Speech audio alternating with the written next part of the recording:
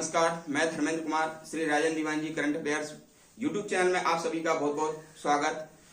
देखते हैं वर्दी वाला टेस्ट सीरीज जो कि पहले चलती थी, फिर से इसकी शुरुआत कर रहे हैं क्योंकि एसएससी जीडी और अन्य जो पुलिस के एग्जाम आने वाले हैं उसकी दृष्टि से ये काफी प्रासंगिक रहेगा। यूनिट टेक के माध्यम से समझाएंगे। टेस्ट सीरीज क्रमांक 8 हो गई थी, ये 9 है। तो इसमें जो महत्वपूर्ण प्रश्न है, सबसे पहला प्रश्न है वायु में सर्वाधिक मात्रा में कौन सी गैस पाई जाती है। तो मैंने कल एक वीडियो बनाया था वायुमंडल, तो उसमें मैंने बताया था कि जो वायुमंडल में है सबसे ज्यादा मात्रा में नाइट्रोजन गैस पाई जाती है, ठीक है। और उसमें मैंने बताया भी था कि मान लीजिए 78% ये पाई जाती है, ठीक है। तो इसका जो पहले का जो आंसर हो जाएगा वो है नाइट्रोजन, ठीक है ना, 78% पाई जाती है। तो दूसरा क्वेश्चन है तरल पदार्थ में गैस में परिवर्तन की प्रक्रिया क्या होती है। जो तरल पदार्थ है, तरल पदार्थ से गैस में परिवर्तन की प्रक्रिया, देखो यदि जो पानी होता है ना, तो पानी को जब हम ऊष्मा देंगे या तापमान देंगे तो वह गैस में बदल जाएगा। पानी द्रव फॉर्म में रहता है ना, तो वह गैस में बदल जाएगा। इस प्रक्रिया को बाष्पीकरण कहते हैं। क्या कहते हैं? बाष्पीकरण। तो इस क्रिया को कहते हैं बाष्पीकरण, ठीक है। और पानी जो होता है ना, जो जल होता है वह 100 डिग्री सेंटीग्रेड पर वाष्प में बदलता है ना। ये इसका क्या कहलाएगा? क्वथनांक कहलाएगा। पानी का क्वथनांक क्या होता है? 100 डिग्री सेंटीग्रेड होता है, ठीक है। और पानी का जो सबसे ज्यादा घनत्व होता है वो 4 डिग्री पर होता है, ठीक है। पानी का सबसे ज्यादा घनत्व 4 डिग्री पर होता है। अगला प्रश्न देख लेते हैं, कोलॉइड कैसा मिश्रण है, ठीक है। तो एक कोलॉइड क्या है? एक विषमांगी मिश्रण है, विषमांगी मिश्रण है, ठीक है। इसके कण क्या है? पूरा विलयन में घुले हुए रहते हैं। तो कोलॉइड क्या है? एक विषमांगी मिश्रण है, ठीक है। अगला प्रश्न है प्रश्न नंबर 4, बाष्पीकरण की दर के बढ़ने के क्या कारण है। तो हमेशा ध्यान रखना, बाष्पीकरण के बढ़ने के कारण जो है, देखो जैसे मान लीजिए ये द्रव है, ठीक है, ये द्रव है, तो इसका वाष्प में कब बनेगा? वाष्प में ये कब बनेगा? देखो क्या होता है, यदि तेज हवा चल रही हो तो पानी द्रव से किस में बदल जाएगा? वो द्रव से वाष्प में बदल जाएगा, ठीक है ना। तो तेज हवा के कारण, जैसे कि मान लीजिए आप नहा लिए या कपड़े धो लिए, हवा एकदम तेज चली तो आप क्या है, आपका पानी सूख जाता है, वह पानी वाष्प बन जाता है, ठीक है। तो तेज हवा से क्या होता है? बाष्पीकरण की दर बढ़ जाती है। आर्द्रता कम होना चाहिए। दूसरा क्या है? आर्द्रता कम होना चाहिए। यदि आर्द्रता का मतलब होता है नमी, यदि वायु में नमी रहेगी तो बाष्पीकरण की दर कम होगी। यही कारण है कि जो अगस्त और सितंबर का जो मंथ होता है, महीना होता है, उसमें आर्द्रता ज्यादा रहती है, तो उसमें सफोकेशन यानी कि घुटन की प्रक्रिया होती है और शुद्ध वायु नहीं मिल पाती है क्योंकि उसका बाष्पीकरण नहीं हो पाता, वो आर्द्रता रूप में रहता है गैस, इसलिए वहां पर दिक्कत रहती है। तो दूसरा आर्द्रता कम होना चाहिए। तीसरा क्या है? तापमान अधिक होना चाहिए। तापमान अधिक होना चाहिए। तापमान अधिक। हमेशा ध्यान रखना, यदि हम पानी को ज्यादा टेम्परेचर पर उबालेंगे तो जल्दी वाष्प में बदल जाएगा, ठीक है। और चौथा एक कारण रहता है कि क्षेत्रफल अधिक। क्या? क्षेत्रफल अधिक, ठीक है। हमेशा ध्यान रखना कि जब हम कप में चाय पीते हैं, ठीक है, तो कप में क्या चाय पीते हैं तो वो ज्यादा गर्म रहेगा, फिर उसको हम प्लेट में कर देते हैं, तो प्लेट में कर देते हैं तो उसका जो प्लेट का जो क्षेत्रफल होता है वो ज्यादा होता है, और ज्यादा होने पर क्या है, अधिक से अधिक वायु उसके संपर्क में आएगी तो जल्दी वो वाष्प बन जाएगा, और वाष्प बनेगा तो वो जल्दी ठंडी हो जाएगी, ठीक है। तो हमेशा ध्यान रखना, ये जो 4 कारण मैंने बताए हैं, 4 फैक्टर जो बताए हैं, ये तेज हवा, आर्द्रता कम और तापमान अधिक और क्षेत्रफल अधिक, ये 4 कारण होते हैं जो कि एक द्रव को जल्दी से जल्दी वाष्प में बदल देते हैं, ठीक है। याद रख लेना, क्वेश्चन आ जाते हैं इस प्रकार के एसएससी में। अगला प्रश्न है अपना, अगला प्रश्न है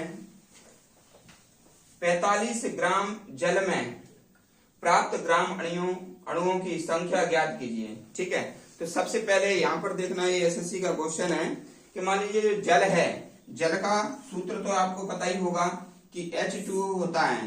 ठीक है ना, H2O जल के अणु का क्या है, सूत्र है। अब H का क्या परमाणु क्रमांक कितना होता है, 1 होता है। ठीक है ना, तो ये 2 तो हो जाएगा, इसका ये संख्या है, और गुणित 1 प्लस ये जो ऑक्सीजन है इसका 8 क्या होता है परमाणु क्रमांक, तो 16 इसका क्या हो जाएगा परमाणु भार। तो ये मान लीजिए 18 इस प्रकार से आ जाएगा जल का परमाणु भार। ठीक है, जल का भार कितना आ जाएगा, 18 आ जाएगा। अब ये परमाणु भार तो निकल आया। अब ये क्या कह रहे हैं, 45 ग्राम जल में प्राप्त ग्राम अणुओं की संख्या ज्ञात करना है। ठीक है, तो कुछ नहीं करना है आपको, ये जो भार निकला है, ठीक है, तो जल के ग्राम अणुओं की संख्या जब निकालेंगे, ठीक है, जल के ग्राम अणुओं की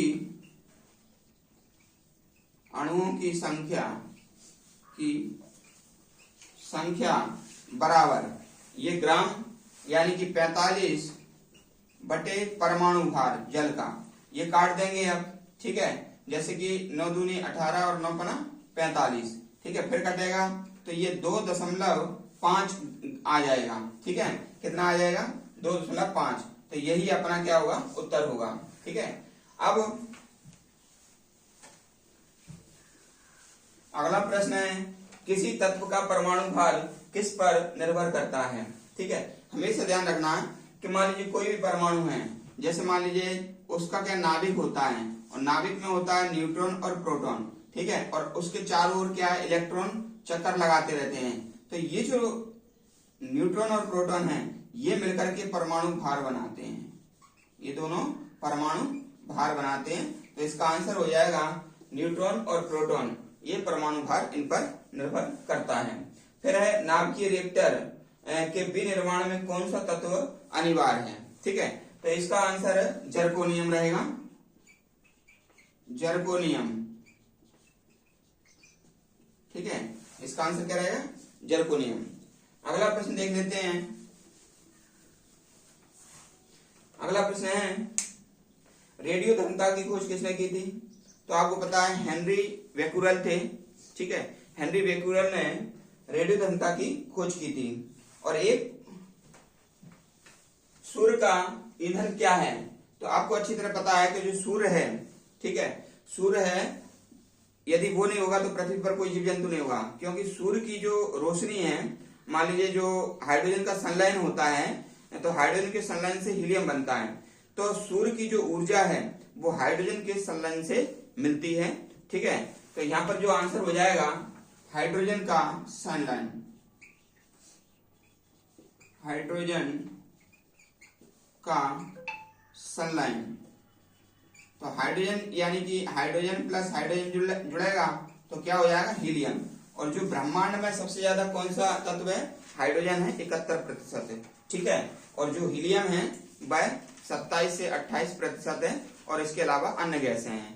ठीक है, तो प्रकृति में ऊर्जा का सर्वोच्च और सर्वप्रथम जो स्रोत है वो सूर्य का प्रकाश यानी कि हाइड्रोजन संलयन है। उसी के द्वारा पेड़ पौधे प्रकाश संश्लेषण करते हैं। अगर सूर्य नहीं होगा तो पेड़ पौधे प्रकाश संश्लेषण नहीं कर पाएंगे, तो उनका भोजन नहीं मिलेगा, और पेड़ पौधों को भोजन नहीं मिलेगा तो जो अन्य जंतु जो पेड़ पौधों पर निर्भर है उनको भोजन नहीं मिलेगा। तो इस प्रकार से पूरी पृथ्वी पर जीवन नहीं होगा यदि सूर्य नहीं होगा तो। ठीक है, अगला प्रश्न देख लेते हैं। अगला प्रश्न है, परमाणु का द्रव्यमान किसमें व्यक्त करते हैं। तो परमाणु का जो द्रव्यमान होता है ना वो AMU में व्यक्त किया जाता है, AMU में व्यक्त करते हैं, एटॉमिक मास यूनिट। ठीक है ना, एटॉमिक मास यूनिट। ठीक, लेकिन इसकी जगह वर्तमान में ये म्यू का प्रयोग करने लगे हैं, इसको कहते हैं म्यू। ठीक है, वर्तमान में किसका प्रयोग करने लगे, म्यू का। तो ये हमारा टेस्ट सीरीज जो अभी फिर से शुरू हो रही है, वर्दी वाला टेस्ट सीरीज, जो कि जितने भी वर्दी वाले एग्जाम हैं, चाहे आपका मध्य प्रदेश में सब इंस्पेक्टर हो या कांस्टेबल हो, परिवहन आरक्षक हो, वन रक्षक हो, है ना, बीएसएफ, सीआरपीएफ, ये सभी के लिए प्रासंगिक है। और ये क्वेश्चन इस सीमित दायरे में नहीं है, काफी मान लीजिए एग्जाम को कवर करेंगे, तो इसलिए जुड़े रहिए। श्री राजन दीवान जी करंट अफेयर्स यूट्यूब चैनल है, इस पर ये वर्दी वाला टेस्ट सीरीज और करंट अफेयर्स के वीडियो इस पर डाले जाएंगे। इसके अलावा एक मेरा जो इसके पहले का जो चैनल है प्रगति क्लासेस शिवपुरी, उस पर भी जो वीडियो आते हैं वो भी प्रासंगिक हैं। दोनों चैनल को आप सब्सक्राइब कीजिए, वीडियो को अधिक से अधिक शेयर करें और वीडियो देखने के लिए सभी का बहुत बहुत धन्यवाद।